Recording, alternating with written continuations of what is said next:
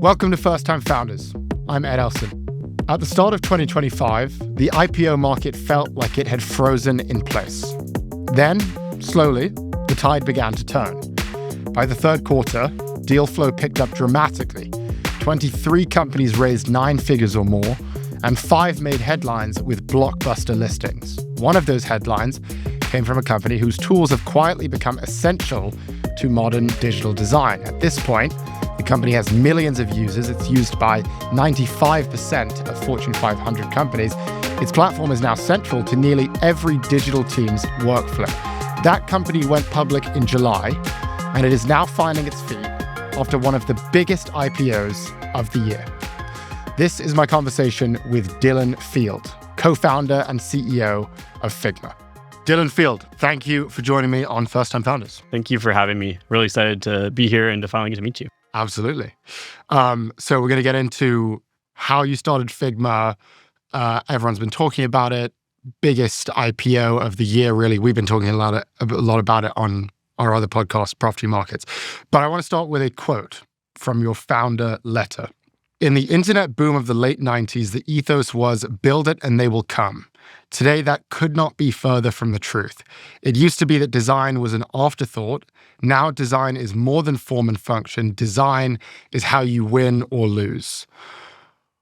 You are a design company. What is different about the world today compared to 30 years ago that makes design so important? I love that you read the founder's letter, first of all. So thank you for reading it. Absolutely. I put a lot of thought into it. And so I've always been eager to kind of get that reflected back and love that we're just diving right into it. Let's go.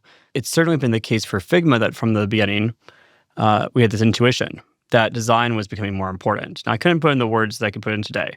And design, I think, started to become this infectant around software. Yeah. It started to make it so that the expectations for everything increased. And we started to see that in design hiring.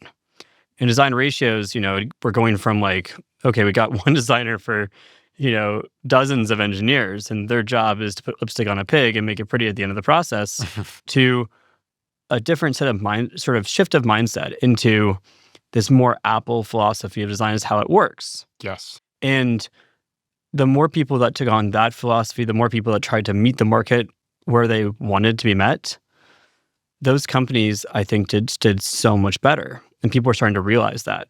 Yeah. And so they started to hire more designers. We saw this ratio change tremendously over that time.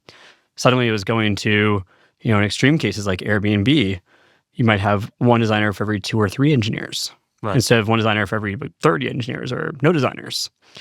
And so then as this wave of design hiring happened, we also saw just the wave of software increase too.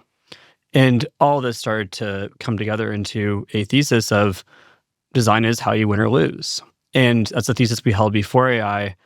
With AI, it is absolutely unequivocally clear that that is true. Yes. Because now that exponential is no longer just this kind of, it looked flat, now it's trending upwards. Is it linear? Is it exponential? We're trying to tell. It's going vertical. Now you can create software faster than ever. I'm not saying it's going to be the best software yet, but what we do see is more software being created. And as software gets more competitive, you have to differentiate. How do you differentiate? Well, you need to have a point of view, first of all. That's on the product side and the brand. But you also have to have great design, great user experience. It has to be delightful. It has to be clear. It has to be useful. And I think that also you need to really be leaning on the brand and marketing and shining there too. It's not enough just to have great product design. You have to have great brand design, and you have to communicate that point of view across all of it in your brand, which stretches across every experience the customer has with your company. So you create the company in 2012, product design becomes more of a thing. And from my understanding, you didn't fully release your product until several years after. What were those first years like? And what was the product that you brought to the world? My co-founder and I were very excited about exploring WebGL, the ability to use the GPU in your computer in the browser. And we really started with technology rather than a problem. And I think that most companies that do well have some why now. And the why now doesn't have to be technological. It can be social. It can be regulatory. There's any number of things that it can be. Some of them even have multiple why nows. I think Figma, looking back, we did have multiple why nows. But we thought, okay, we're technologists. We're both studying computer science. Let's start with tech. And we looked at all the tech that exists in the world, and WebGL stood out. We explored for a while, tried to figure out, okay, what are we going to do with WebGL? We've got our hammer. What's our nail? This is not usually when people start a company and have the ethos around. Usually they start with a problem. People say it's the opposite. But that's the way we started, is the honest truth. And we explored for quite some time. And we looked at all sorts of things that you might apply the verb photoshopped to, in terms of taking that kind of verb and distilling into use cases that we thought were going to be interesting for consumers. Things like face swapping. That was one of the first things we built. Face swapping. Yeah. So, it was like 2012, and we could, with Poisson blending, make it so that we could swap our faces and it looked credible. Yeah. Or background removal, changing color gradients dynamically in a scene. Yeah. What we found with a lot of this was basically that the tech wasn't ready yet. And we were able to get like 85% of the way there. In cases like face swapping, maybe 90, 95% of the way there. But it just wasn't 100%. And I think it wasn't until deep learning that actually we got to the point where, you can get 100% of the way there. Yeah. So then we explored, okay, we got to ship something, built a photo editor, but it was in the browser. Because again, WebGL, that was the hammer. Yeah. And I'm actually quite proud of that work. We never shipped it because we decided it wasn't the thing. But did all sorts of things that later informed us at Figma. And then we basically said, okay, wait a second. Like, photo editing is going to happen on your mobile phone. It is not going to happen in a web browser, and definitely not if we don't support RAW, which is an advanced image format for digital photographers. Why are we building the web browser when the curve around mobile phone adoption and megapixels per phone is just up and to the right in what is probably an exponential way as well? Yeah. So then we said, okay, we got to back out of this and do something else. And that's when we started to pay attention to what is now Figma. So even that starting period, it took a while. If I had said, I'm going to give ourselves 6 months and then we'll make a call, we would never have Figma today. Yeah.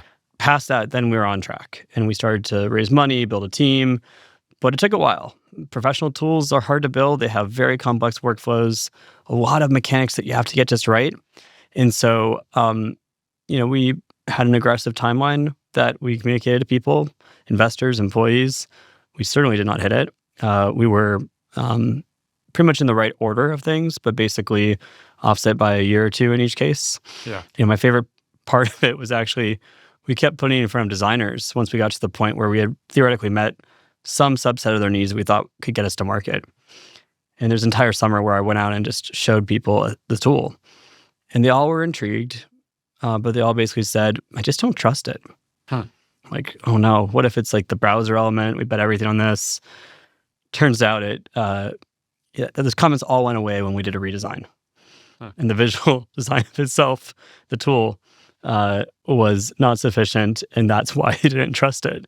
Yeah. Go figure that designers want a well-designed tool visually. So Exactly. we fixed that, and then we were off to the races truly, and did a closed beta launch in December 2015, and then a GA release in October 2016, and then finally started to price in mid 2017, which was almost 5 years after we started the company. So it took quite a while to get off the ground.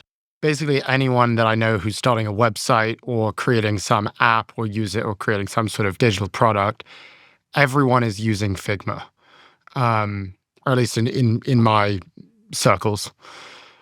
How did people build stuff before? Like, what were people using before Figma? Yeah, it was single player. And there's a culture that I think came out of agency culture where there's a lot of like, I'm going to show you 3 things.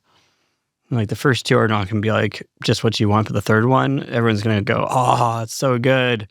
And then I'll go back in my corner and I will do my work and we won't interact that much because I'm not sure I want to. And so that's completely different from the multiplayer experience of Figma. And I think that cultural shift was real. Like the first comments we got on the launch were, it was controversial. People basically said in the launch comments stuff like, a camel is a horse designed by committee. They said, if this is the future of design, I'm changing careers. But also there was a small set of people that loved it and saw that vision of what it could mean to make multiplayer design in the browser, and with a tool that was high quality and a tool that could actually really meet their needs and be focused on their use case. What does single player versus multiplayer mean? Single player mean local to your file system. One person can use it at a time. You export something, an image, you send that image over. You got version control issues. The web forced us to be multiplayer. We didn't initially try to do multiplayer. We had an instinct that multiplayer was important, but it was a complex thing to build. And so we thought, okay, let's not start there until we hear some validation. And no one validated it. Like, I think out of 100 people, maybe 2 people told, both of them were sitting next to each other, and they were doing this pair design sort of workflow, so they uniquely got it. Otherwise, people told us, this is not what I want. Like, why would I want to interact with all these people? Yeah. More stakeholders, I think that's bad. And so we did initially start there, but we got there because we were forced to. If I have, Figma, and I've got a tab and you've got the same tab open, and then I make an edit and your tab reloads and you make an edit and my tab reloads, it's a terrible user experience. So as soon as we started to get to the point where it was closer to production and we were doing that on the team, we knew we had to go build it. And the benefits were tremendous. Not only the ability for more people to be in the canvas at the same time, just like a Google Doc, but also a single source of truth. Your versioning problem goes away. Instead of, v2 underscore 35 final 3, you now have just a document, a space to go to. And it was also interesting, the behavioral change over time as people kind of got used to this world, because they started to treat Figma like a space.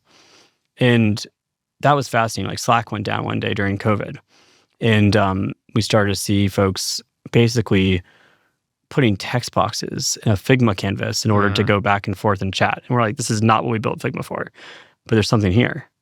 And so that led us to FigJam, which is our way to basically brainstorm, ideate, whiteboard, diagram. And it's a simpler product. It's really for that use case. But with it, we tried to incorporate concepts that were really speaking to that idea of how do you create a space for people? It's similar to Google Docs. I think that's a good comparison. It's like we used to sort of write up a doc, you save it, you send it off. Before that, we would print it out and someone would put notes and edit it with a pen, and then you go through it again. And then there's just this great idea where it's like, let's just put it on a single page and let's all just jump in the doc and we can comment on things and tag things. And that's basically what Figma is doing from a product and web design perspective. And it's been like this unbelievable success. Now, when I think about who you're up against, the first name that comes to mind is Adobe. Adobe is and has been the giant in digital design for many, many years. And it's almost like, or at least from a consumer perspective, it seems as if they have had historically almost a monopoly. You are the first company that has really eaten into that and at least presented yourself as a real competitor to Adobe. How did you do that? Or it sounds like maybe you'll disagree with that characterization. But why? How did you get to this point where I'm saying the word Figma in the same sentence as Adobe? We saw ourselves as going up against Adobe in the earliest days of Figma, for sure. And over time, what we found was that actually designers, they're our core audience. The core thing we do is make software for product designers. They work with teams. And multiplayer shows that even more in terms of those workflows. And if their teammates, the people around the designers, are not successful, the designers are not successful. So that led us to go sort of upstream in the workflow and downstream to things like FigJam for ideation brainstorming, to Figma slides for alignment, but also downstream in the product design and development workflow into, okay, how do we go and make it so a developer, for example, can take the assets in Figma design and translate them to code in the most effective, efficient way that they can, and save time. And as we've kind of mapped out that process, we found ourselves building for anyone that wanted to go from idea to a polished application that they can deploy and get into production. But it was interesting because I think we thought of, okay, it was small market for product designers, web designers. Bureau of Labor Statistics said it was 250,000 people at the time when we started Figma. We thought, okay, this is not going to be our long-term market. It's growing. We don't know how much, but we'll have to go into other use cases around creative tools. And instead, we found ourselves really focused at our core on the product design development workflow and building software and how to help people build the most well-designed software. But overall, it's not like we see Adobe. There's a period where they tried, but then they sunset the product and they decided they're going to focus on their core, which is the creative professional, and also, I think, compete on the down market. Yeah. And so it's just two very different businesses at this point. We'll be right back.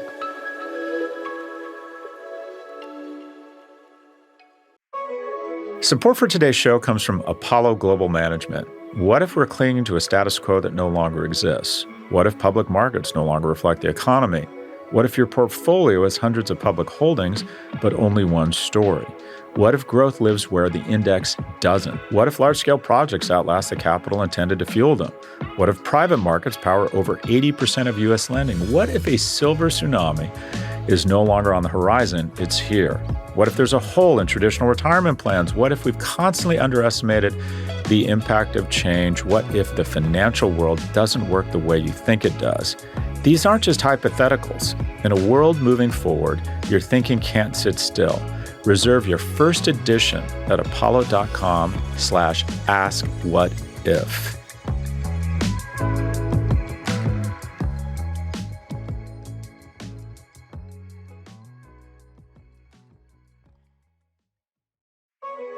Support for the show comes from AT&T. What are you looking for in a wireless solution? Affordable, yes, but you also want it to be reliable. There's nothing worse than needing to make a call and realizing that you can't connect. And of course, every wireless provider will claim that they're the best, but one has the goods to back it up, AT&T. According to Root Metrics, AT&T earned the best overall network performance. While the other guys are busy making claims they can't keep, AT&T says they're making connections on America's fastest and most reliable wireless network. So, no matter if you're at a concert, a huge sporting event, or out enjoying nature, you can post when you want to post, call when you want to call, and rest easy knowing that no matter where you go, AT&T has got you covered.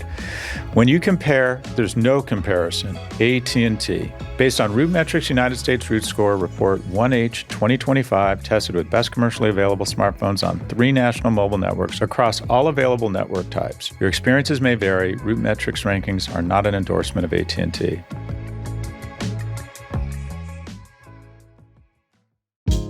Support for the show comes from Chime. If time is money, then using a clunky, outdated online banking platform could be costing you. Chime gets that.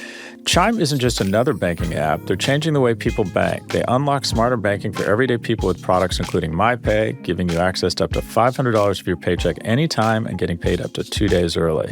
Forget overdraft fees, minimum balance fees, or monthly fees. Chime is built for you, not the 1%. With Chime, you can build your credit history stress-free with your own money thanks to the new Chime card. Chime is not just smarter banking, it's the most rewarding way to bank. Join the millions who are already banking fee-free today. It takes just a few minutes to sign up. Head to chime.com/ProfG.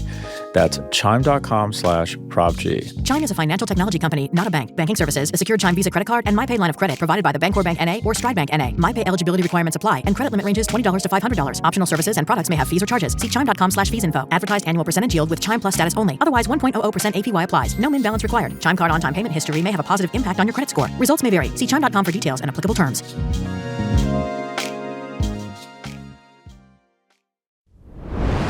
We're back with First Time Founders. Let's just move to you going public. It's kind of fascinating to hear those first 5 years and how messy it really did sound. It's always messy. Yes. Every startup is.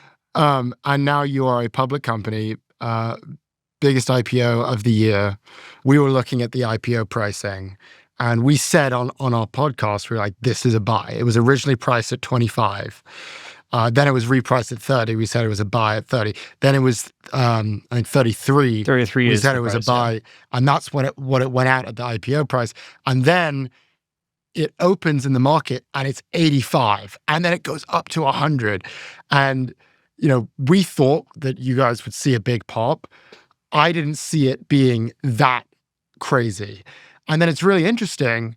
A lot of our listeners, I've heard people saying like, "Hey, it's come down a lot since 100," and I keep wanting to tell you like, I was saying buy at 33.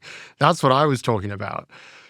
The point being, now that you're a public company, there is a lot of pressure on you to return value to shareholders.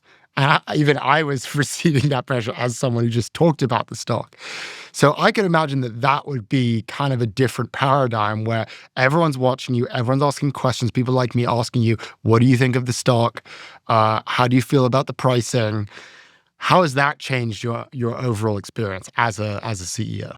What I told the company before we went public, during the IPO, literally on listing day, before we saw any signals from the market and after, and then also after IPO, and then I just shut up about it, is look, the number's going to go up, the number's going to go down. We do not control the number. The only thing we've got control over is the inputs. And so we have to keep our eye on the prize, and we got to do everything we can to drive those inputs. Yeah. And we have to take the long-term view. The irony is, of course, that as a public company, you have to report earnings every quarter. And I think that one reaction to that is to take a quarterly view. Of course, we care about our results. And also, you have to take the long-term view. And the long-term view always has to come first. And so I spend my energy thinking not about, okay, what is the stock price doing on any given day? Some days I literally forget to look because I'm so focused on what we're trying to do for the long term. And you only get one shower thought a day. There's a great Paul Graham essay on that. Your shower thought needs to be on what are the long-term things we can do to make our customers' lives better. Yeah. Value will follow. There's the great Bill Walsh quote, which is score takes care of itself, which is a very similar dynamic. It's like, if we focus on our inputs, on driving value, on our fundamentals, the score is going to take care of itself. The stock price is going to take care of itself. But I could also imagine now, as a public company CEO, that at the same time, you kind of take care of the stock price as well as the vibe setter, as the leader of the narrative. And, we talk a lot on our podcast about the narrative versus the numbers. There's the numbers that can drive a stock, and then there's the narrative, what do investors think is happening. Do you feel any pressure? It sounds like you don't want to think too much about this is the story we're telling people. You want to think about, are our numbers good? Are our inputs high quality? But do you feel a pressure now to, show up on that earnings call and capture the imaginations of people to set a narrative that investors are really excited about? Is that something that you feel is incumbent on you now as a public company CEO? I think what's most important, and this is the same perspective I had when we were a private company, is to make sure that people understand what the company is doing. Yeah. And to make sure that people are educated. And so that's most of my focus. That's why I do demos on earnings calls. At least so far. Maybe at some point I don't do them. I don't know. I can't commit to that forever. But but I like doing that. I like to show people what are we actually improving. And I think without that, it's so easy to get lost in sort of whether it be narrative or numbers or whatever for people. And my advice to anyone who's looking at the stock is understand our company. Yeah. It's very simple. Go read our S1. Go watch the earnings calls. Go look at our filings. Go look at what we're doing. That's how you understand. Now, on narrative, of course, there's an importance to narrative. This is different than narrative for markets. This is a narrative for the business. If you don't have a narrative about what is going to occur in the world, you don't have a vision. Yeah. You don't have a point of view on where you're headed. And so to me, it's very important to storytell there and to show people and unpack the context that's in my head about where we're headed for our employees, for our customers. And that's something that, I feel a lot of pressure on because otherwise we don't have a North Star. Yeah. And then I think the fundamental question that maybe is related to markets and is deeply related to strategy, the question that everyone seems to be asking these days for any company, private or public, is this an AI winner or an AI loser? Yeah. And this is a very important question to answer, obviously. If you care about the long term, you got to be on the right side of AI. Yes. So what's that mean? To me, it means that you have to be in a place where as the model capabilities improve and come online, you are getting better as a company. It's that simple. And so my advice to everybody is make sure that that is true for your company. How does AI play into Figma's business and Figma's product? I guess let's hear the answer to that question. Yeah, well, for Figma. one of the products we have right now that it's, a pure AI product in many ways is Figma Make, which is our basically prompt to working app product.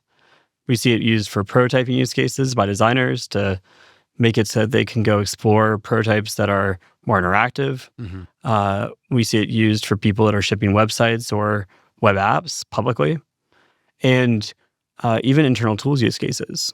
And Figma Make is fascinating because there's so much that we can do on the application level to make it better all the time. And also, you get a new model in there that's got better functionality, more power, and it makes the product better. Like literally, we see that with all the model releases. Yeah. Overall, for our entire ecosystem, I think that, we've publicly said about how we're introducing prompting in Figma Design. That's still a work in progress. We're in early alpha stage there, lots to do. But Figma Design and Figma Make, those should be two sides of the same coin. You should be able to go back and forth rapidly. Right now, you can copy from Figma Make to Figma Design. You can copy from Figma Design to Figma Make. That's very powerful. You can use the design systems that you've built up in Figma's platform and convert them into a form that you can then use in Figma Make. But, there's all this room to be more seamless across it and to make it so this all feels very integrated.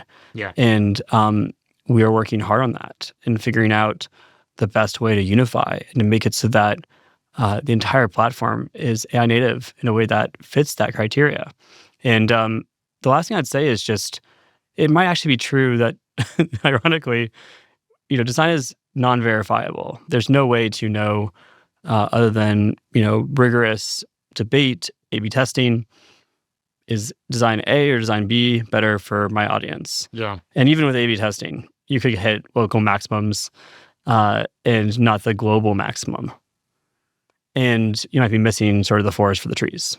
Yeah. And so there's so many different inputs to design, whether it be product design, visual design, brand design, that are just kind of beyond the context that you have in a tool or in a model. There's just sort of like, what is the culture right now? What's the system we're trying to create? What's the brand we're going for? What's the ethos we stand for? What's the point of view we have? What are the business constraints? Like, I can keep going. And also, what are the flows? What's the before and after of these states? And how do we want to manage our complexity? And how do we want to make it so that we're able to have progressive disclosure? What's our philosophy and viewpoint on all this? And this is a lot of context to go gather. And it should lead to many outputs if you give it to an LM. And I don't even think it's possible right now to give all that to an LM. But the better that the models get at generative capabilities that are highly opinionated, I think it's actually better for the conversation around design. Because if I show you a very opinionated design, you'll have a reaction. Yes. You're going to love it, you're going to hate it, but you're not going to be neutral. If I show you a not very opinionated design, something that's kind of like the average of averages, you will be more neutral. You'll be like, yeah, it's all right. Yeah. As the craft increases, as the aesthetic increases for these models, as they get better at that, it's almost like you're planting all these different flags in a potential option space. And it's your job as a designer, as a team, to go figure out where in that option space do we want to go even deeper, push harder, and explore further. Yeah. And so I think it actually amplifies the role of designers. Yes. It is interesting you talk about having an opinion. I found that is the worst trait of AI right now is that it's so good at aggregating, it's so good at collecting, it's got the best memory of all time, but it's so bad at having an opinion, saying something interesting, novel, new. Even when I push it, I'm like, you must have an opinion on this subject that I'm bringing to you. And it says, well, there are both sides, which ultimately leads to, I imagine, in the design space, bad design, because as you say, you say non-verifiable. Another word for that would be subjective. Mm-hmm. It's about taste. And AI has kind of bad taste. So what is AI going to do to design? Is it going to, I mean, the classic question, replace designers, or would you say that this space is a little bit more protected in that sense? If you're at a company that values design, the opportunities will be even bigger than they are today. If you're not at a company that values design, you already have some problems. Mm-hmm. So that's a problem that maybe you should already look at. Yeah. But every company that wants to win should value design right now. And again, there are ways to actually prompt models to make them more opinionated. It's just that the range with models that are currently released, you can't get that far. I think that'll change. Yeah. We'll get to a place where with clever prompting, you'll be able to go further on aesthetic. That does not mean it's the thing you're going to ship. The more that you can explore, currently limited by human toil, is, and I'm not saying that's not enjoyable, work for a lot of people too.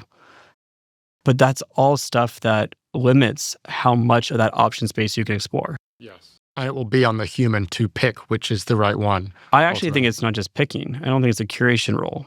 I think it's pushing. Pushing. And I think it's you have to explore the option space. You need tools that help you. And then when you find something that you like, it's your job then to push and to go way deeper there. Yeah. And that's what's going to lead you to a truly differentiated design, level of craft, and expression. That's our philosophy across all the products at Figma. I have a quote from an interview that you did in 2021. You said, I'm so curious now. You said, I was not a very good manager when I started Figma. No, I wasn't, yeah. I was an intern before that, so I had a lot to learn. What were you bad at from a management perspective, and how have you improved? And now that you've improved, what does it take to be a good manager of people? Management and leadership are different. And you can be a good leader and a bad manager, or vice versa. For me, I think I'd always, been a leader in terms of leading different initiatives I've been a part of, or trying to help whoever was the leader really do their best. And from that, I kind of came into starting Figma and just thinking I was good to go. But turns out there's this whole new skill set around management that I definitely did not know. And the good news is, if you're a first-time manager, it's all very learnable. It'll feel like muscle memory eventually, but it's knowing where your team is at, building great relationships. The tactics are things like one-on-ones, creating context, making sure that people know what their goals are, holding them accountable with those goals, making sure that you're able to keep good cadences for your team. And you were bad at all of this. Oh, for sure. Okay. Yeah, I had no muscle memory. And so I just kind of and I think also, you take on VC money, you're trying to get this thing to market. It's not in market for ever. By the way, I want to be clear too, for anyone listening, don't do what we did. If you have any way not to, go build faster. Yes. The best is to get something out rapidly. That's the question I'm always asking in my product reviews. How do we go faster here? What can we stage? What assumptions do we have that we can maybe cut? So please don't take away that you should take 5 years to launch a company or you'll be dead. We are the outlier and from a different time. Yes. But yeah, I think I was bad at all of it. What was tremendously helpful was hiring our first manager. He came in as director of engineering. His name is Sho.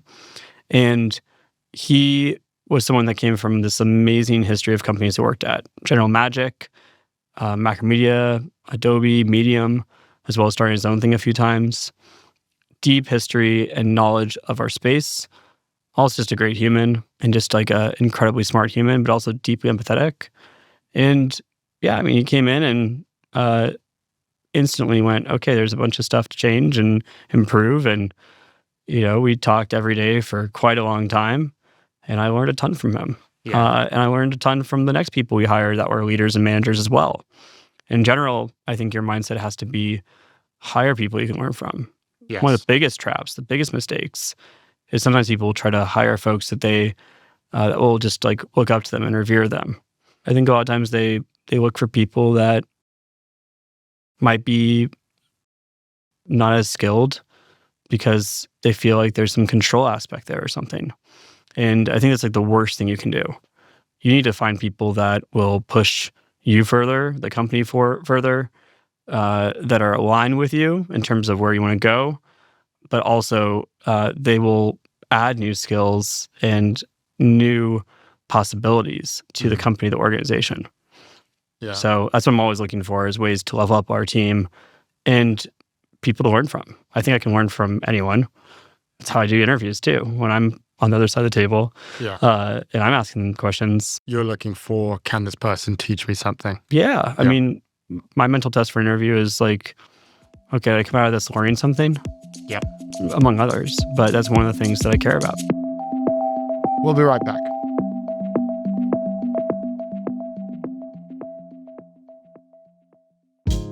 Support for the show comes from Indeed. Finding the right tech talent for your company isn't just hard, it's mission critical. And yet, many enterprise employers still rely on outdated methods or platforms that don't deliver.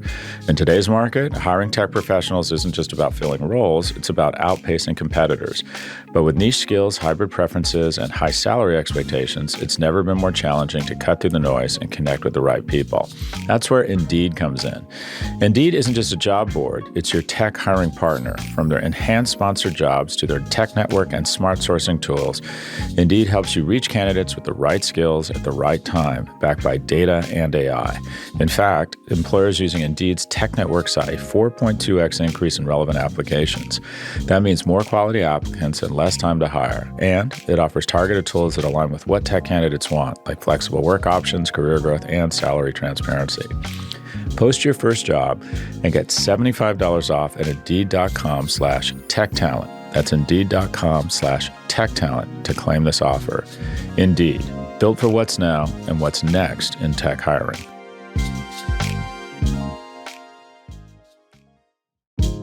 Support for the show comes from Twilio. Twilio's customer engagement platform is the ultimate toolbox for developers, designers, business leaders, and everyone in between.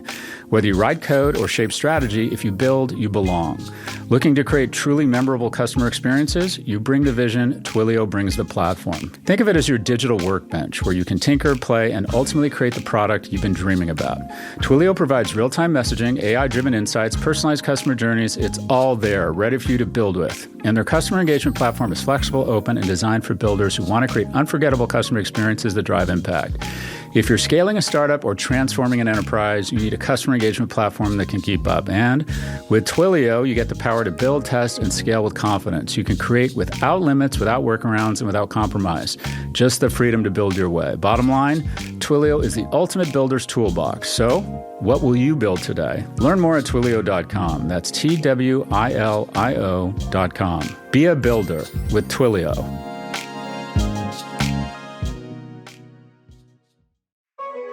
Support for today's show comes from Zoom. Work isn't just meetings, it's calls, chats, docs, emails, calendar invites, events, and more. And Zoom brings it all together on one platform. Everything flows together so that you can finally focus on what matters. With Zoom, ideas happen faster, projects move forward, and your workday finally works for you. Zoom is more than meetings. It's a unified platform powering how people get work done. Learn more at zoom.com/podcast and Zoom ahead.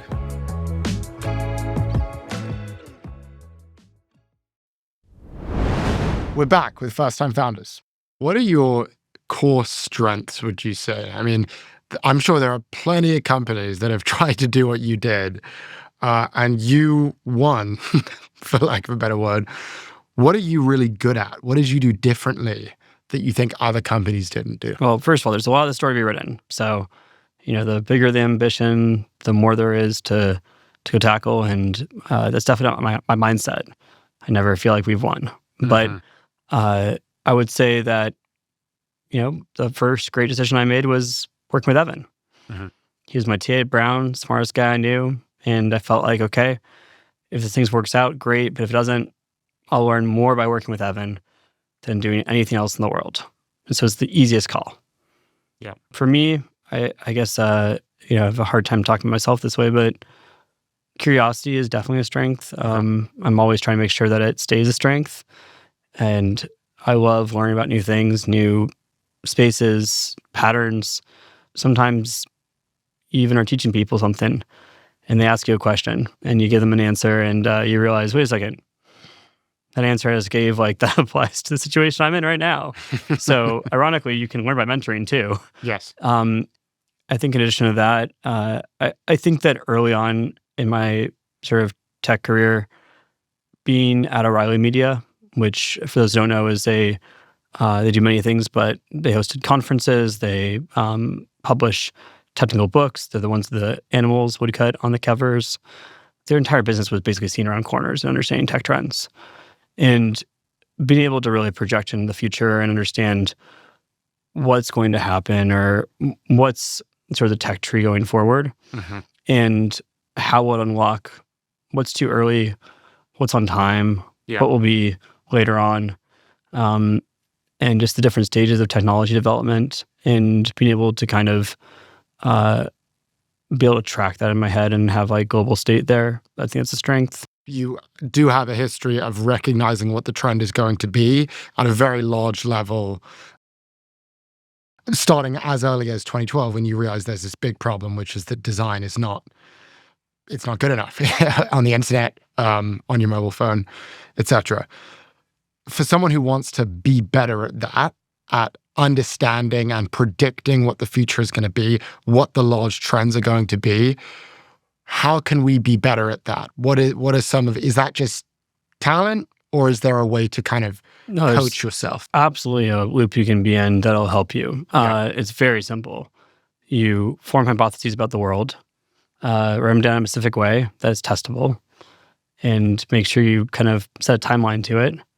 And then, see how things play out. See what happened in the system that did not match your mental model. Yes. See what happened that did.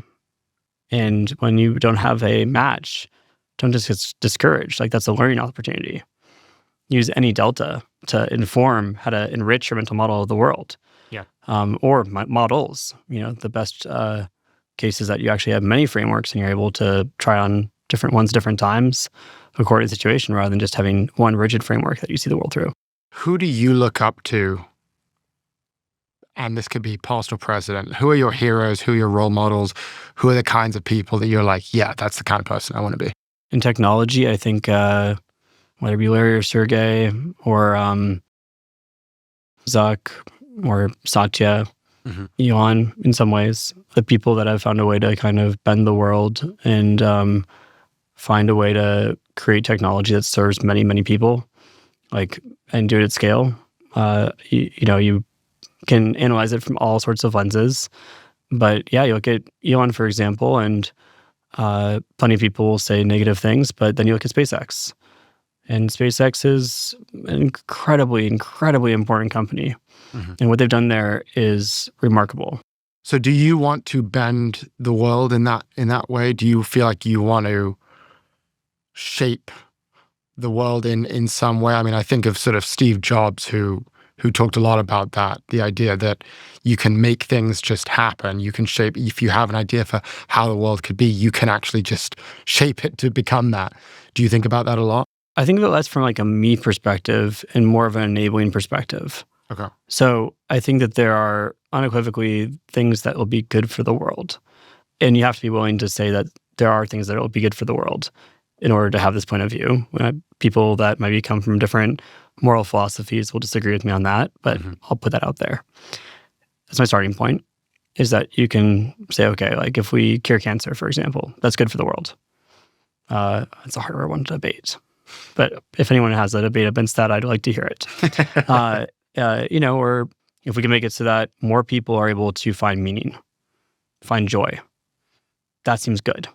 So I kind of start from, the sort of unequivocally obvious places. Yeah. And then from there, I go into, okay, what's the role I can play to help? And whether it be Figma, where I'm able to be in this amazing position to create a platform that helps people achieve their dreams, put food on the table, make it so that our society has better design and better ways to interact with technology, or it be trying to help by investing or by mentoring next generation founders who, like me, are coming from a background where they didn't yet have exposure to business, but now they're finding themselves in a situation where they can't just do the technology, they can't just do the product and the design. They actually have to go figure out how to go and, build forward. And if they can't get the capitalist loop working, they're not going to be able to get the scale that will actually transform the world into a better place. Then those are ways that I find that I can have impact is through that empowerment. You've been massively successful. You're a first-time founder. What is your advice to founders? What is your advice to young people who are building their own companies today, who see the success you've had and want to replicate it? First, don't try to replicate stuff. Okay. Try to understand what it is that you have unique insight on. Have some self-awareness. Be humble. There's a lot that you're going to get punched in the face over. If you don't have the humility, you won't get through it. And be willing to adapt. But also, I think get started. If you're not already on the track and you just got this great idea in your head, what's stopping you? If it's financial, how do you get to the buffer that you need to go thoroughly explore something? And again, if we'd stopped at 6 months, that would have been it. Yeah. There would have been no Figma. It took at least 9 to 12 months before we really felt like we had the real shot there. So that space, which was afforded to me through the Teal Fellowship, I'm very, very grateful for that. Yeah. That's an example of, for me, how I had that buffer. I also had savings that I could dip into from internships. That's the problem you have to solve first, is to give yourself that buffer. And then I also would just say, there are ironically a lot of ways to go make businesses that make money. People don't think that, but it's actually true. I'm not saying they're all going to be like giant scale, but at least in the small scale, there's a ton.